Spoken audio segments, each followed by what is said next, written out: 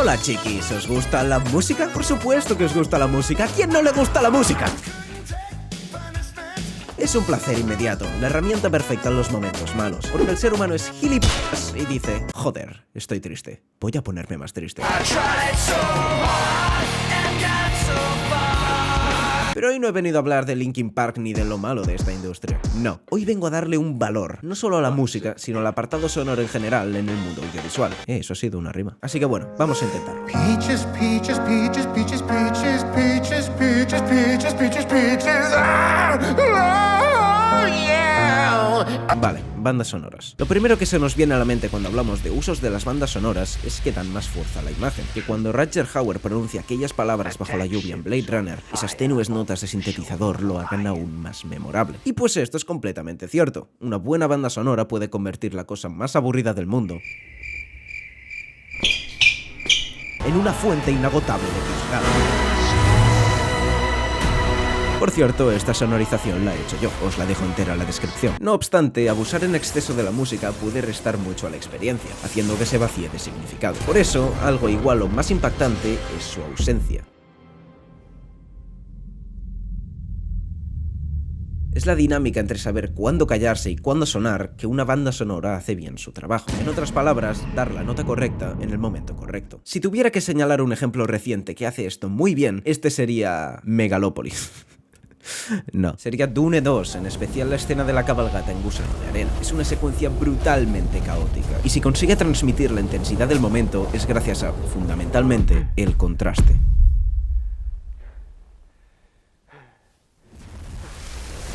No es solo que uno de los momentos de mayor volumen de la película sea este, sino que viene precedido de 5 minutos a fuego lento, con planos sostenidos y todo el peso de lo que reciben tus oídos en el diseño sonoro. Este te agarra y te conecta muy cercanamente a los eventos en pantalla, como si tú mismo fueras subido en el gusano, para que cuando, después de todo este mare magnum, la música de Hans Zimmer arremeta,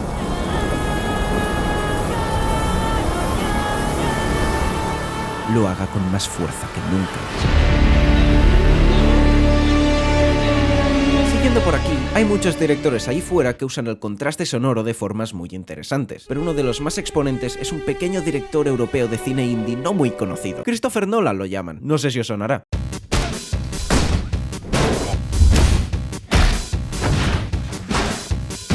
¿Recordáis cuando os decía que una escena gana fuerza cuando hay un buen contraste de volúmenes en lugar de todo el rato por todo lo alto? Pues este buen hombre se lo tomó a pecho y tienes desde diálogos que no se entienden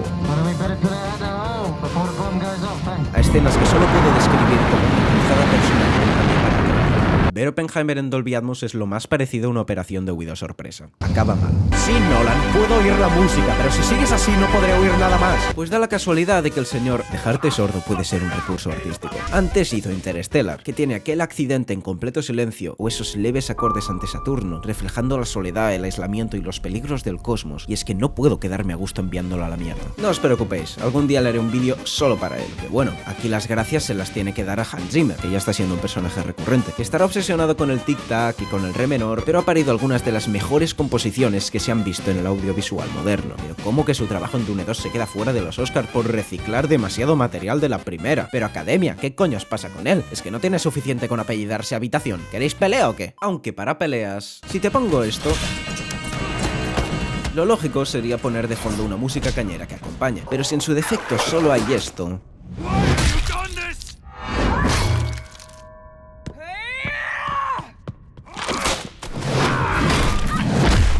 es distinto. Cuando una obra opta por que solo se oigan los golpes, los disparos, los gritos y los quejidos en una pelea, sin música de por medio que lo enaltezca, es sobrecogedor. Te sientes con los pies mucho más en la tierra, como si lo que estuviera pasando no fuera un artificio hollywoodiense, sino algo muy real. Irónicamente, la ausencia musical lo asemeja mucho más a una danza. Es mucho más atrayente, te gustas el momento mucho más, pero no es el sabor de lo épico, es sucio y visceralmente cercano, y creo que no hay mejor forma de transmitir la crudeza de la violencia. Por supuesto, lo contrario tampoco está mal. Una pieza cañera está genial cuando el mayor sentimiento a evocar es que el protagonista es un badass de cuidado. Y no hay nada de malo en ello siempre que, como decía The Closer Look, ¿has visto el inglés de Harvard?, tenga alguna implicación narrativa, que la historia no se haya quedado igual después de la pelea. ¿Y sabéis quién borda esto? No podría estarme refiriendo a otro que a Mortal Kombat, la película.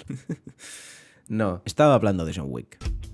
John Wick se ha vuelto un referente del cine de acción en una década, y en mi opinión es gracias a que Keanu Reeves es un ser de luz y nos lo encontraremos ahí arriba cuando crucemos el otro lado. Como pequeño dato, esta iba a ser mi foto de perfil para el canal. Ya sé que es mejor que el micrófono, no hace falta que me lo digáis, pero es que no soy digno de ostentar semejante poder. Ah, coño, John Wick, que me desvío. Sí, las últimas entregas igual se pasan un poquito de más con las peleas y con las escaleras.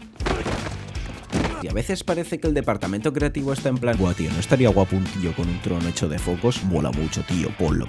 Eso sí, que diga algo en latín. Porque aquí sabemos a lo que venimos, queremos a Keanu Reeves repartiendo hostias como un cura en la segunda comunión. Y mejor incluso se lo hace con un chunda de fondo que demuestre quién es el rey de esta pista, que parece más de un videojuego que de una peli. Dios, ¿por qué no tenemos un buen videojuego de John Wick? Rockstar, déjate de tanto GTA 6 y haz un Max Payne 4 con nuestro dios en la portada. Bueno, y luego ya esta escena de la cuarta, que es un claro tributo tanto visual como sonoro al juegardo de Hotline Miami. Si es que, madre mía, qué banda sonora tiene ese juego, la madre que me parió. Aunque aquel también hace su cosa con el silencio. Vienes de lo que es básicamente una fantasía de poder, habiendo matado decenas de tíos tú solo, sobreponiéndote con determinación a cada intento fallido, y cuando por fin acabas con el último enemigo, la música se para. Te toca recorrerte los pasillos llenos de los cadáveres de tu masacre. Te has dejado arrastrar por la violencia sin siquiera plantearte por qué. Has sembrado el caos por una sed de sangre sin sentido. Shadow of the Colossus hace algo parecido. Encarnas a Wanda, un chico que para salvar a su amada recorrerá cielo y tierra y matará a lo que tenga que matar. A pesar de que tu objetivo sea más noble, estás asesinando a estas majestuosas criaturas inocentes, las últimas muestras de naturaleza pura en este mundo desolado, solo por un impulso egoísta. Y eso lo sentimos por cada cantinela épica que se corta en seco cuando damos el golpe de gracia, por cada cabalgata que hacemos en silencio entre combate y combate, un momento para estar a solas con nuestros pensamientos, reflexionando lo que acabamos de hacer. Mi subconsciente me pide relacionar esto con Death Stranding, pero entonces tendría que jugarlo, así que vamos a pastos más verdes. Dark Souls. La saga Souls en general hace un uso de la banda sonora muy especial. Con excepciones muy concretas, solo hay música en las batallas contra los jefes y en tu lugar de descanso. Las primeras son piezas hostiles, que no están hechas para ti. Reflejan ese sentimiento tan característico de esos juegos de que en todo momento estás rodeado de algo que quiere matarte. Qué buen rollo, ¿verdad? Eres tú, solo, contra el decadente mundo que antes fue glorioso, pero que ahora está relegado a la ruina y al silencio. Y qué mejor forma de enfatizar todo esto que, después de toda esta incesante lucha, en el momento en el que llegas a tu única zona de confort, suene esto.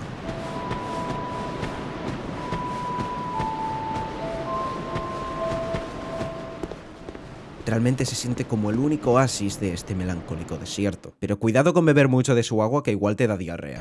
Donde también hace cosas interesantes es en las batallas contra los jefes finales, porque todos esos gritos en latín están muy bien, pero si en tu última batalla, la que pone el broche de oro al juego y asienta el tono final, se mantiene en la misma línea, pues como que sabe a poco. Por cierto, se vienen spoilers de Dark Souls y Bloodborne, salta el minuto que ves en pantalla para no comértelos. Ponte en situación, tienes de 40 horas en las que te han dado por más agujeros de los que sabías que tenías, pero poco a poco has ido cogiendo el tranquillo, has mejorado tu equipamiento y tu personaje y finalmente llegas a por el que se supone que es el malo final, el que pone a prueba todo lo que has aprendido para poder decir de una vez que te has pasado Dark Souls. Probablemente esperes una fanfarria que grite a los cuatro vientos lo legendario que va a ser este combate, pero en su defecto oyes esto.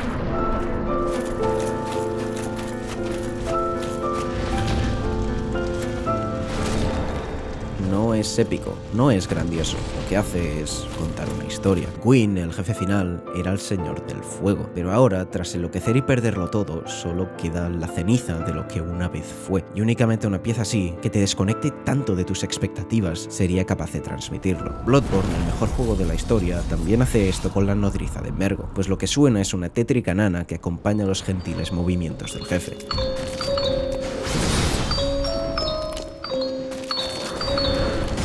Es como si se preocupara más de no despertar al bebé que de luchar contigo. Y luego está el combate opcional con Gehrman, que te pone en la situación de estar matando a tu maestro y único amigo, donde la música es prácticamente un lamento.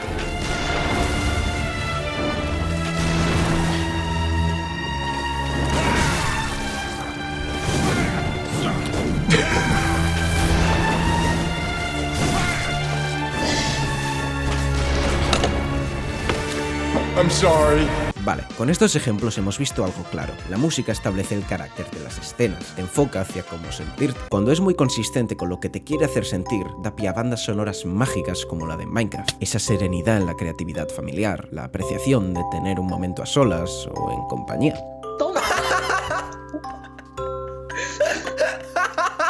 pero cuando se opta por crear esa disonancia entre lo que ves y lo que oyes, te somete a una desconexión deliberada de los eventos en pantalla, que es un sentimiento que a mí, personalmente, me encanta. Ponme tú una escena romántica con música tensa, una pantalla con jazz, o una de terror con goofy sounds. Nah, espera, mejor ponme metal.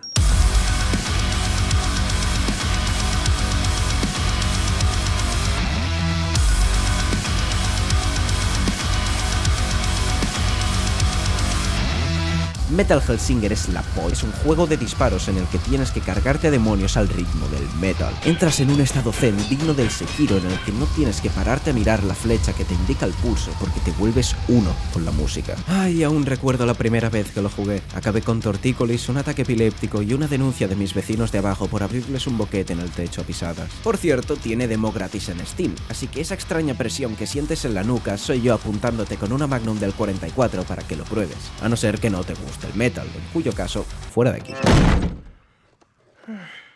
Es que ahora han sacado una versión en realidad virtual que parece una locura y seguro que es increíble. ¿Pero me habéis oído con voz de rico? Pero bueno, en videojuegos, la reina indiscutible de las bandas sonoras es Nintendo. Puedes jugarte la parte del cuerpo que prefieras a que cada uno de sus juegos tiene, por lo menos, 3 piezas gloriosas y otras que no bajan del notable. Y también los efectos de sonido, si es que ese me llena de vida. Un juego mucho menos conocido que cualquiera de estos, pero que hace algo muy interesante, es Noise Hunters, un juego en el que solo se pueden ver las fuentes de sonido. Eres visible para los guardias solo cuando haces ruido al moverte, pero a la vez puedes encontrarte de cara con 2 de ellos que no habías visto porque estaban quietos. Puedes lanzar tu daga para que su sonido haga moverse al personal donde tú lo quieres, o ocultarte cerca de fuentes muy potentes que contrarresten tu presencia. No voy a venir a deciros que es el santo grial, tengo bastantes problemas con la ejecución.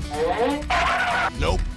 Pero Noise Hunters es un indie con ideas muy originales que ya representa mejor el sonido que la cosa esa rara que todos teníamos en el Fortnite. Lo que sí entendía muy bien ese juego era que los efectos de sonido ayudan a venderte la idea de que eres poderoso. Si tu escopeta suena así, pues como que ese demonio parece menos amenazante. Así que puestos a hacer una fantasía de poder en la que gracias a mi armamento voy a matar a todo Cristo, si suena como algo que vea Ryanair, mejor que mejor. Aunque a veces los juegos quieren algo distinto. Antes he nombrado el terror, y creo que ningún género depende tanto de un buen diseño sonoro. Ver los monstruos ahí está bien, supongo, pero el mayor horror es el que se intuye antes del que se ve. Es el efecto de sonido sugerente, es la tenue música que poco a poco va creciendo en intensidad, te pones completamente en alerta. Llegas a un punto en el que incluso los diálogos te asustan, hasta que llegan esos segundos de silencio en los que solo aprecias el latido de tu corazón. Rezas para que pase ya, que acabe de una vez, pero no acaba. Y de ser un videojuego, estás atado al gameplay. No pasará nada si no agarres al mando y avanzas, paso a paso. No hay cortes, no puedes apartar la mirada, no hay escapatoria.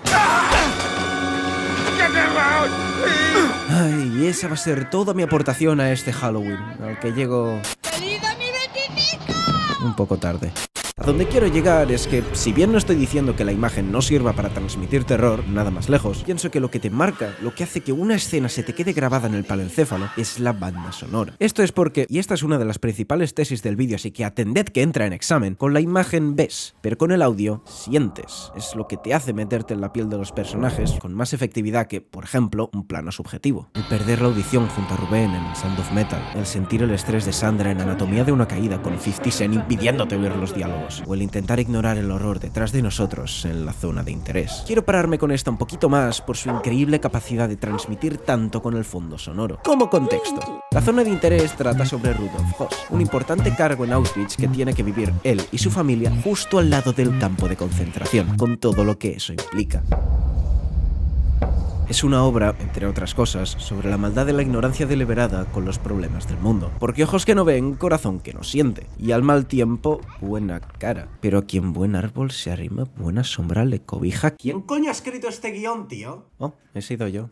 Aunque para reírme, ¿sabéis qué otra obra vive por sus efectos de sonido? Esta. Os reto que busquéis en internet The Big Bang Theory sin risas enlatadas y os lo traguéis entero. ¿Cómo mantienen esos silencios? Madre mía. Va a ser la mierda más incómoda que habrá en vuestro día.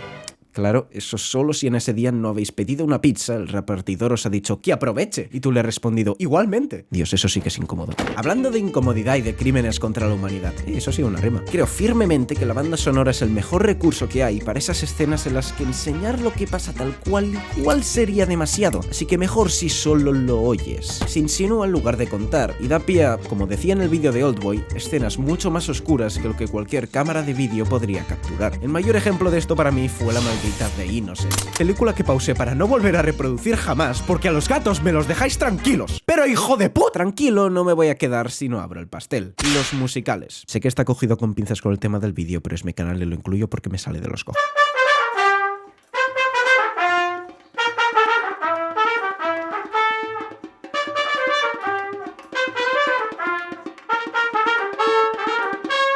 Queridos por muchos, odiados por más aún, este género suele tener críticas muy lógicas como que se pongan a cantar de repente es muy inverosímil, o son muy infantiles, o si veo tanto a Ryan Gosling no me voy a poder concentrar en la trama. Y lo entiendo, todas esas razones son muy válidas, especialmente la última. Pero yo creo que la razón por la que tantos hemos llegado a odiar este género es muy simple. Los musicales casi siempre se hacen mal. Suelen pasar una de dos cosas. O las canciones son demasiado densas en cuanto a información narrativa, pues como vimos con Hazbin Hotel, la letra es tremendo vehículo para hacer exposición, o no aportan nada a la trama y acaban resultando cansinas ante lo que parece una pérdida de tiempo. Dayo lo asemejaba con las escenas de acción y las de sexo, diciendo que las primeras suelen tener alguna carga emocional, o como mínimo, inercia dentro del ritmo narrativo, mientras que las segundas casi siempre existen en un vacío, pudiendo ponerse y quitarse sin afectar apenas al conjunto. Aunque creo que ese no era el tema del vídeo de hoy. Y sí, he mencionado a Dayo, ya sé que me parezco a Dayo, no hace falta que vayas a poner un comentario diciendo que me parezco a Dayo, gracias. Yo creo que es por esto y porque muchas veces se hace una canción cada vez que un personaje se atreve a sentir algo, lo que cansa un huevo y parte del otro, que muchos odian este tipo de cintas. En realidad no tengo ni puta idea de musicales, y como seguro que me dejo esenciales por comentar, os convoco ahí abajo. De hecho, no tengo ni puta idea de música en general, ¿vale? O sea, hablaría de más cosas que me resultan fascinantes, como los leitmotivs, la música adaptativa o la democratización de la producción. La puta palabra, democratización. Pero no soy Jaime Altozano, quien suele tocar los instrumentos con una mano. Así que os dejo unos cuantos vídeos suyos en la descripción, por si queréis escuchar a alguien que realmente sepa lo que se dice. Yo como mucho puedo deciros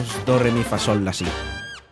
Y en eso también me ayudan las bandas sonoras. Son una forma perfecta de introducirse a géneros a los que uno no está acostumbrado. Yo me enamoré de los valses gracias al castillo ambulante y del metal gracias a Doom. Lo sé, extraña combinación. Porque al final eso hace la música en el arte, enamorarnos y hacernos recordar. Antes he mencionado el Fortnite, y si bien ahora han traído Eminem y Snoop Dogg y al de la Chepa, y la verdad ya no es la clase de videojuego al que le dedico mi tiempo, recuerdo con especial cariño la temporada 2 del capítulo 2. Cada vez que oigo esto,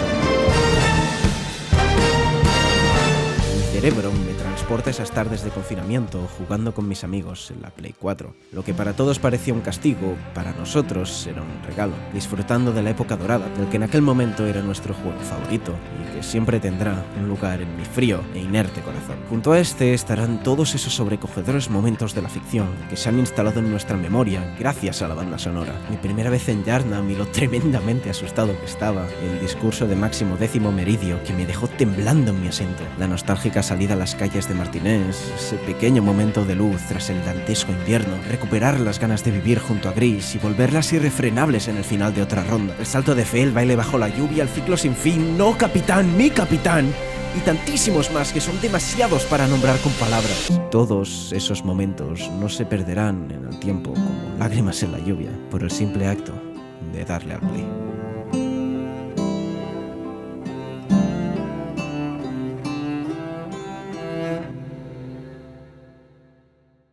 Gracias por tu tiempo.